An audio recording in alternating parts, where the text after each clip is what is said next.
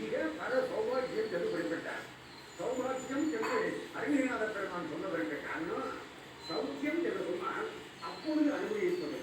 தம்பி இப்ப சௌபாகியம் என்று சொன்ன இடத்தில் ஒருவருக்கு எதுவுமே இருக்காது, ஆனால் எல்லாவற்றையும் அனுபவிப்பார். வீட்டில் ஒரு வேலைக்காரர் இருக்காங்க, அந்த வேலைக்காரன் ஒன்று சொத்து விட்டு கிடையாது. ஆனால் முதலாளி எதை அனுபவிக்கிறாரோ, அவர் என்ன சாப்பிட்றாரோ அதெல்லாம் இவன் சாப்பிட்டு இருக்கான் இல்லைங்களா?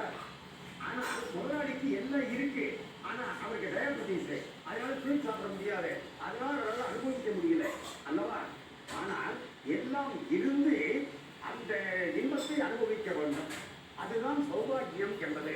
எனவே அப்படிப்பட்ட சௌபாகியத்தை அருளக்கூடியவன் சரவண பவை என்ற மந்திரத்தின் வழியாக முருகப்பெருமான் என்ற கருத்தில் தான் அருணகிரிநாத பெருமான் அப்படி குறிப்பிட்டார் என்று தெரிவித்து, அன்பர்கள் அனைவரும் நரசிம்ம பெருமானுடைய அருளாலும் அந்த முருகப்பெருமானும் அருளாலும் எல்லா வகையான சௌபாகியம்